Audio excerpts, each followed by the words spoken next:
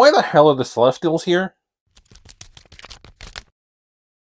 This week, we return to Wolverine Volume 2 for our second time with issues 14 through 25, and I also read the Marvel graphic novel Wolverine Nick Fury, The Scorpio Connection. For the most part, these were pretty good stories all the way around, although Wolverine did kind of falter a bit in the later stuff. Without further ado, let's just get back into it. First up is the back half of the Gehenna Stone Affair. I think it's Gehenna. I may have called it Gehenna Stone Affair last time. I don't know. It doesn't really tell you. I'm assuming it's Gehenna just based on how it's spelled. Either way, it's by Peter David and John Buscema, and we covered the first half of it in the first Wolverine Volume 2 episode I did a while back. Where we left off was after the airport fight and the initial reveal of Baal, and from there, we now have an airplane fight, and the return to Madripoor, and Logan kind of figuring out Baal's whole plan, and having the final confrontation between the two. This arc ended about as I expected and predicted it would, and I don't mean it in a bad way. I really enjoyed it, and just because something is predictable doesn't automatically make it bad. The action was really fun, it had some genuinely funny moments, and had the vibe of like an Indiana Jones movie, which I'm all about. I love those movies. These three issues also had the revelation that all of Logan's close friends in Madripoor have known he's been Wolverine for weeks, and just didn't bother to tell him until now, and it is very funny, because Logan, for some reason, is surprised by this. Brother, you're a 5-foot-tall, hairy Canadian with a very distinct hairstyle, wearing an eye patch and a white suit. I'm shocked you got away with it for this long, and the only reason you did is because most people in Madripoor are also using fake names, and who is going to tell the guy with knife hands and rage issues that he looks stupid? Jokes aside, I don't have anything else really to say about the story that I haven't already talked about, either just now or in the last video. I just thought it was a very fun, great story. However, the sentiment cannot be shared with the next arc. This next arc, like the one before it, switches the writer, and for the first time the artist, being done by Archie Goodwin and John Byrne.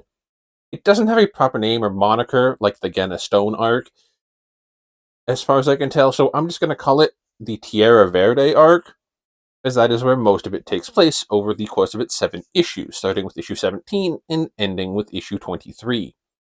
It follows Wolverine as he tracks a man named Geist, who attempted to smuggle cocaine into Madripoor, and has stolen Roughhouse to the Central American country of Tierra Verde, where he attempts to rescue his enemy and sparring partner and take down the cocaine operation that's going on there. The story is just kind of boring. It has its moments, sure, but it also just is not that interesting, especially when it comes to the main villains of Geist and the president he advises. I don't remember his actual name, and honestly, I don't care. Kind of has the same plot structure as like a mediocre superhero movie, complete with the big bruiser type that won't stay down, the plucky young kid who wants to help, the cowardly evil scientist with a weird quirk, and the reveal that the real big bad is the giant monster that ends up killing the main villain we've been following this entire time. I know that's kind of a weird comparison to make, considering this story came out in '89, which is way before the superhero movie craze. So maybe at the time it was revolutionary storytelling, or at least like good storytelling, but now it just feels kind of played out. I'm curious though, if you are watching this and you read this arc when it came out, did you like it? What were your thoughts on it? Let me know in the comments below. I am genuinely curious here, because for me it just felt very played out and trope heavy, and I just wasn't into it. This story has some interesting but mostly unnecessary cameos, with Daredevil, Kingpin, Magneto, Storm, and the remaining X-Men all showing up at some point. At the end, it seems like Logan's put the Patch persona to bed, at least for the time being. But by far the weirdest thing about this is Spore, the giant disease monster that is laced within the cocaine, and is a product of the deviance that was created to fight the Eternals, and was initially defeated by the Celestials. What the fuck? Why is this here? It completely clashes with the much more grounded nature and themes of the story. Yes, this is a comic book about a superhero with knife hands and a regen power, so it's not the most grounded thing in the world already, but Still, at its core, the story is about drugs and corrupt governments and super soldier experimentation. And then you add in this elder cosmic bullshit all to explain away why this one batch of coke makes people superpowered. You couldn't come up with a better explanation for that? And I actually don't even hate this origin for Spore. It just doesn't fit with the rest of the book. It's just completely unnecessary.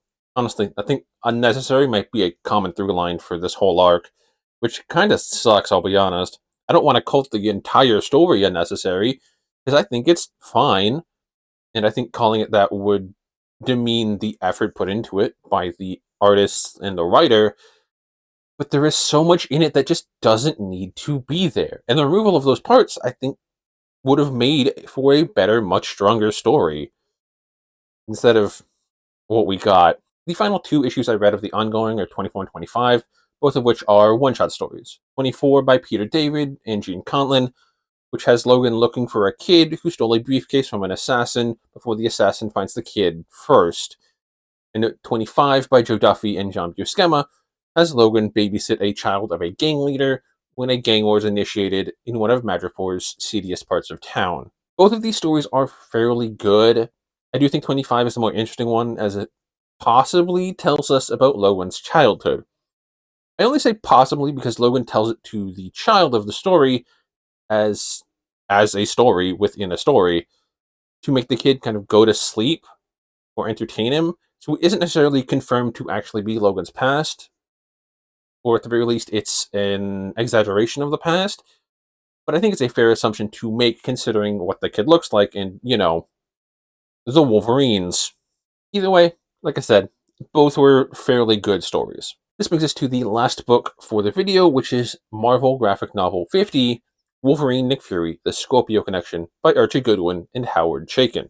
After the death of a SHIELD agent and friend, Wolverine teams up with Fury to track down the killer and get revenge. This is a very basic premise, and the book executes it rather well. I also think this book kind of proves the point I was making about the Tierra Verde arc, because they both have the same writer with Goodwin, but this is a much stronger story, and I think that's because of its smaller page count.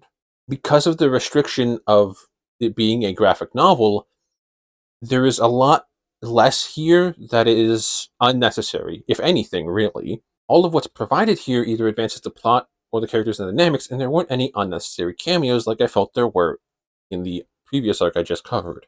There were even a couple of plot twists that, while I expected one, I did not expect the other, and that's greatly appreciated.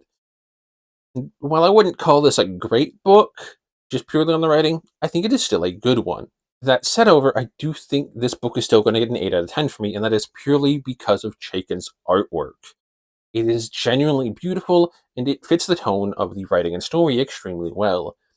He does a lot of fun stuff with the paneling and page layout, and I have to say the coloring in this book is excellent.